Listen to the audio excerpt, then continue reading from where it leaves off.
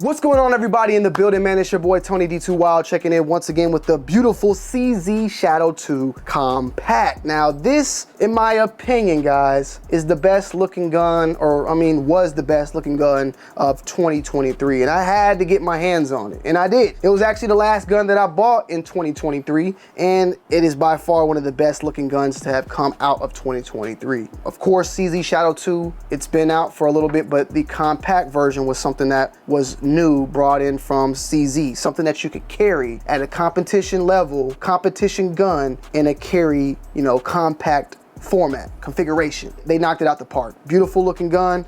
The grips, I like them as is. I mean, maybe down the road I'll switch them out, but it is a phenomenal gun. It's definitely a different gun for me, something that I've had to take my time getting used to, hence why we have not dropped a review in a little while since initially picking it up. But I thought, you know, I can at least put out my first shots, my first thoughts on the gun, and maybe down the road even do some more updates on this bad boy. But of course, it is a striker fired pistol, close to, you know, what you see out of a 1911 or P226. This is the CZ's version, of course. Definitely, I'm not well versed in CZ firearms. Of course, I have my Scorpion, but I'm not like heavily like on all the older ones, because I know there's a lot of guns that look very similar to the compact, or the compact has looked similar to, like a SP01 or the SP75. Feel free to elaborate more on that, but I'm pretty sure that this is based off of those older models, and this is one of the first models from CZ that came optics ready, which a lot of older CZs like the SP01, the SP75 did not come optic cut. You would have to go get it milled. But with that being said, some of the specs on this bad boy, of course. Magazine, you have 15 rounds. It comes with additional magazine as well. It comes with this case. It comes with the fiber optics in the front right here. Checkered rear sight. You have 5.4 inches on height, 7.5 inches on length, 1.38 inches on width. The weight is 30 ounces, and the trigger pull, which is crazy, you got 3.4 ounces on the single action here. So a little bit of mush, a little bit, you hit that wall, a little bit of creep, and then there you go. Not an issue, but the double action, whoo, you got right there, bro, 10.3 pounds. So you saw how I'm like, it's like different stages to it. So that was like the first stage right there, this little area. Then there's another wall. So you see right here, it's a wall, right, that you can't get past.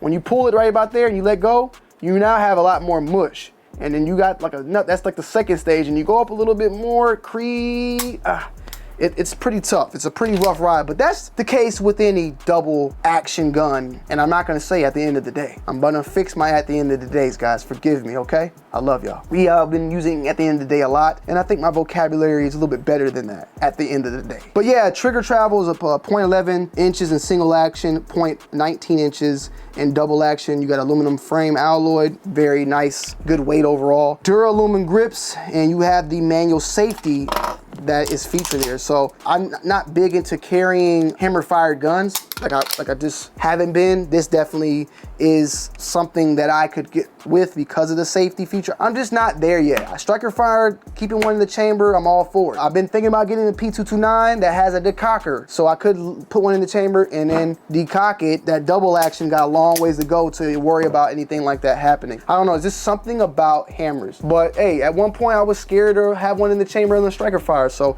it's all like a process at the, whew. It's all like a process that you just gotta go through. Not to bring up another gun, but you know, the Daniel Defense H9 is a gun that features a very, very low bore axis. This definitely is the same exact way. Now, if you had to compare the two, I don't want to compare the two. I need to shoot more of both, but I'm pretty sure a majority of people will go with this Shadow over the H9 because the H9 is newer and it needs more testing. It needs more people shooting it. It just needs more analytics behind it. But I definitely think these are two guns that you could do side-by-side comparisons and kind of compare, and they can compete with one another because I think they are both very good. With that being said, the reason why I brought it up is because this gun is a very low bore axis, and that is one of my, I guess, my biggest gripes is the slide is like, you gotta pinch the goddamn top to do that. Like the only way that I'm able to actually really cock this back is by grabbing my optic. I can't grab, like grabbing this is, it's just too hard. I don't know, I'm not a big fan of it.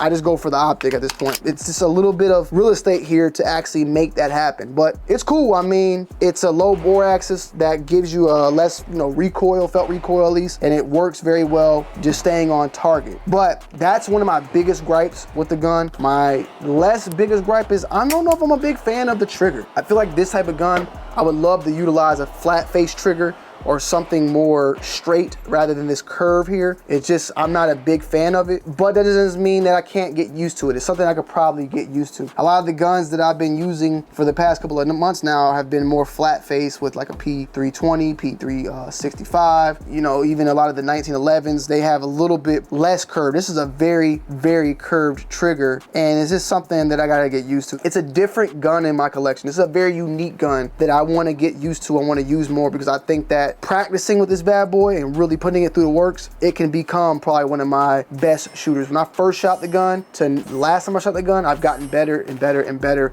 and especially with utilizing recoil and staying on target. So I really do like this overall gun. I run it with the X300. It works well, even though it sticks out. I like that, but I also utilize this because of the holster that I'm currently running. Is it something that I'm gonna instantly put in my EDC? Not yet. I definitely want to get more and more practice with it, but I definitely think it is something that could be used and utilized down the road. I really do like the overall look. I like the overall weight. 15 rounds is good enough for me, and it's a very sexy gun. You can also switch out, like I stated before, the grips, but I kind of like the grips they come with, but I do like some of the lock grips I've seen, so maybe switch that out down the road. The aim point, there's no reason to get rid of that. It's beautiful, it sits well, sits really nice with it, and overall, it's a very solid and beautiful gun. I think it is one of my favorite guns in my collection, but one of the best looking guns in my collection as well. Stay tuned. I definitely, after shooting this, CZ owns Colt. They own, of course, CZ, and then they also own Dan Wesson. And I really would love to compare this with the Dan Wesson that they recently just dropped. I believe the DWF, hopefully I'm saying it right, the DWX, and I think they just dropped a DWX compact. So they have the DWX, and then you have the Shadow 2, the big boy versions. They dropped a compact version of this, but I believe they just dropped a compact version of the DWX. I would love to do a head-to-head with those two guns and really see what's going on there, because that one's more in line even more with the 1911. I think it is a 1911. Correct me if I'm wrong, y'all let me know. But the trigger is flat face from what I've seen. And they have a lot of looks and similarity as well, but two different companies, even though it's under the CZ umbrella. With that being said, if you were thinking about grabbing this, I mean, you're not gonna be disappointed. This gun is an angel. It's an angel gun, okay? Nothing can be said about it. But I do wanna do some more shooting, some more practice with it, and just having more fun with it. And I was gonna say at the end of the day, yeah, at the end of the day, that's what I wanna do. I love y'all, I appreciate y'all. Let me know you guys' thoughts and opinions down below in the comment section, and I'm gonna see y'all on the next one. I'm out. Peace.